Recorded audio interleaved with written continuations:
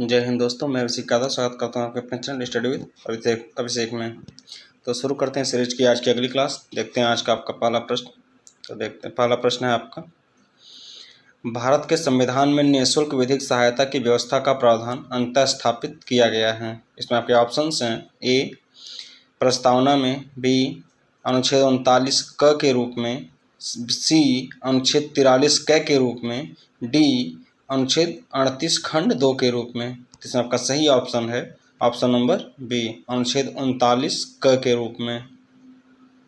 अगला प्रश्न देखते हैं, राज्य निर्वाचन आयोग है। इसमें आपके ऑप्शंस हैं, ए एक सदस्यीय, बी त्रिसदस्यीय, सी द्विसदस्यीय, डी बहुसदस्यीय। इसमें का सही ऑप्शन है ऑप्शन नंबर ए, एक सदस्यीय। अगला प्रश्न देखते हैं, मंत्रिपरिषद के विरुद्ध अविश्वास प्रस्ताव लाने के लिए लोकसभा के सदस्यों की संख्या कितनी होनी चाहिए। इसमें आपके ऑप्शंस हैं, ए 70 सदस्य, बी 60 सदस्य, सी 50 सदस्य, डी 30 सदस्य। इसमें आपका सही ऑप्शन है ऑप्शन नंबर सी, 50 सदस्य। अगला प्रश्न देखते हैं, भारत के संविधान में वैज्ञानिक दृष्टिकोण का विकास अंग है। इसमें आपके ऑप्शंस हैं, ए संविधान की उद्देशिका का, बी राज्य के नीति निर्देशक तत्वों का, सी नागरिक के मूल कर्तव्यों का, डी मूल अधिकारों का।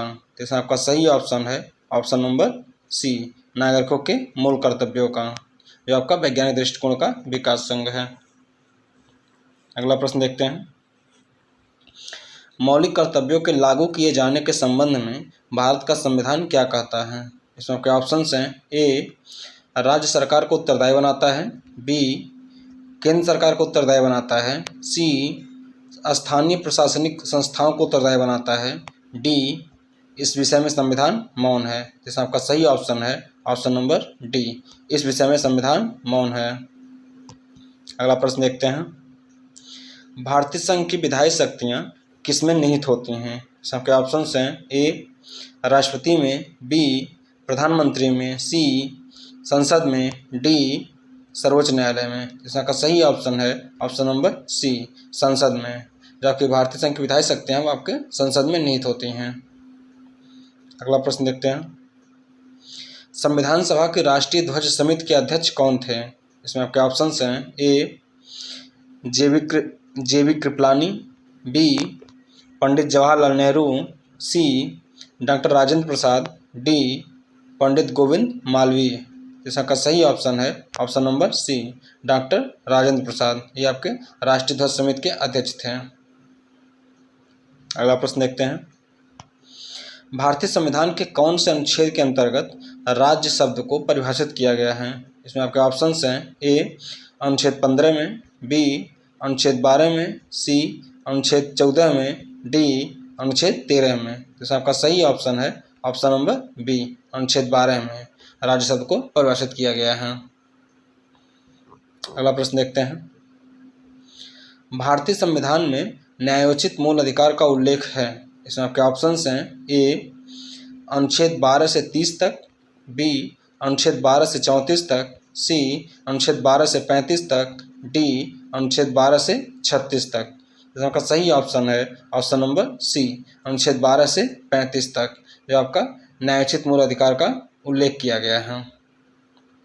अगला प्रश्न देखते हैं, भारतीय संविधान के लेखन का कार्य किसके द्वारा किया गया।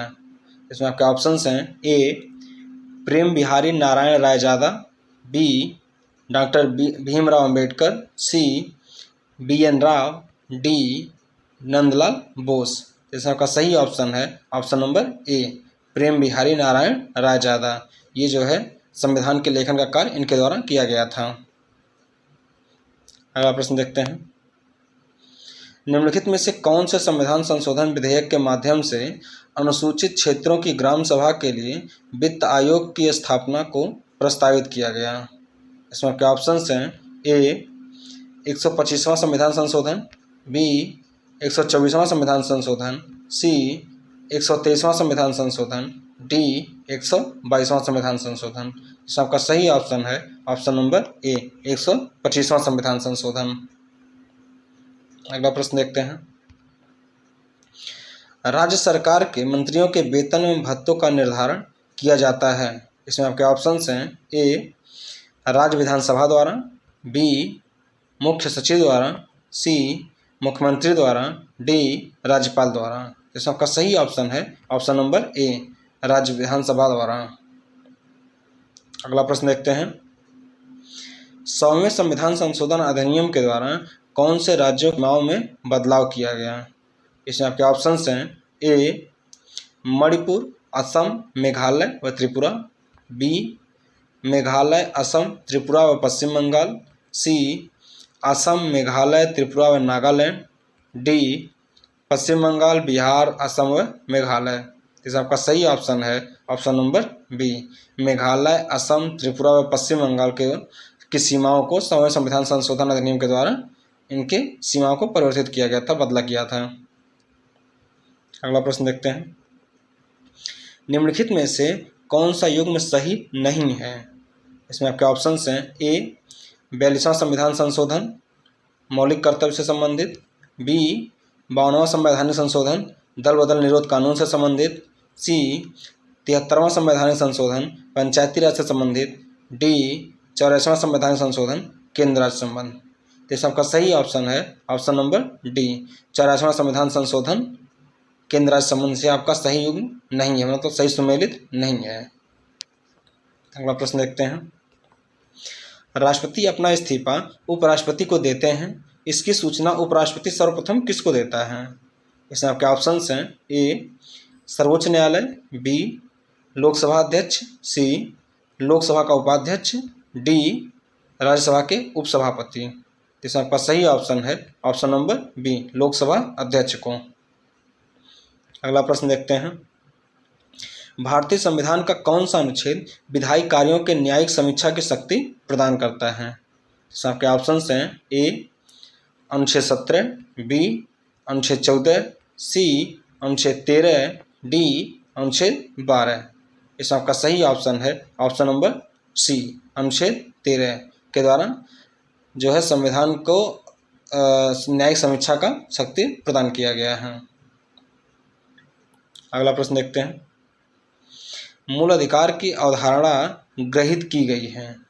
इसमें आपके ऑप्शंस हैं A Canada, B America, C Australia, D France. तो इसका आपका सही ऑप्शन है ऑप्शन नंबर बी अमेरिका। अवधारणा ग्रहित करना मतलब अवधारणा लिया गया है, मूल अधिकार को जो है वो कहाँ से लिया गया है, तो इसमें सही ऑप्शन है अमेरिका। अगला प्रश्न देखते हैं, निम्नलिखित में से भारत के संविधान का कौन सा अनुच्छेद राज्यपाल को जानकारी के संबंध में मुख्यमंत्री के कर्तव्य के बारे में है? आपके ऑप्शंस हैं ए अनुच्छेद 165, बी अनुच्छेद 166, सी अनुच्छेद 167, डी अनुच्छेद 168। तो सबका सही ऑप्शन है ऑप्शन नंबर सी अनुच्छेद 167। अगला प्रश्न देखते हैं, भारतीय संविधान में 10वीं अनुसूची को कौन से संविधान संशोधन द्वारा जोड़ा गया था? इसमें आपके ऑप्शंस हैं ए 87वें संविधान संशोधन 2003, बी 83वें संविधान संशोधन सन 2000, सी 52वें संविधान संशोधन सन 1985, डी 92वें संविधान संशोधन सन 2004। तो इसमें आपका सही ऑप्शन है ऑप्शन नंबर सी 52वें संविधान संशोधन सन 1985 के द्वारा जो है आपके 10वीं अनुसूची को जोड़ा गया था। अगला प्रश्न देखते हैं, संविधान के 1949 में अंगीकार किए जाने के समय निम्नलिखित में से कौन सा उसका हिस्सा नहीं था? इसमें आपके ऑप्शंस हैं ए संघीय ढांचा, बी नागरिक कर्तव्य, सी नीति निर्देशक तत्व, डी न्यायालय की सर्वोच्चता। तो आपका सही ऑप्शन है ऑप्शन नंबर बी नागरिक कर्तव्य। ये जो है आपका संविधान को अंगीकार किया गया था, ये उस समय संविधान का हिस्सा नहीं था। आज के लिए इतना ही, हम मिलते हैं अगले क्लास में। जय Hind, thank you so much.